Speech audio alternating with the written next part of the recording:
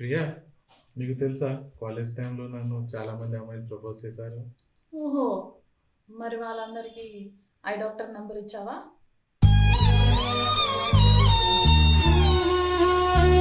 అను, తెలుసా నీ అంత అండర్స్టాండింగ్, నీ అంత గుడ్ లుకింగ్, నీ అంత స్మార్ట్ పర్సన్ అసలు నేను ఈ వరల్డ్ ఎక్కడ చూడలేదు. నిజంగానా? కాదు,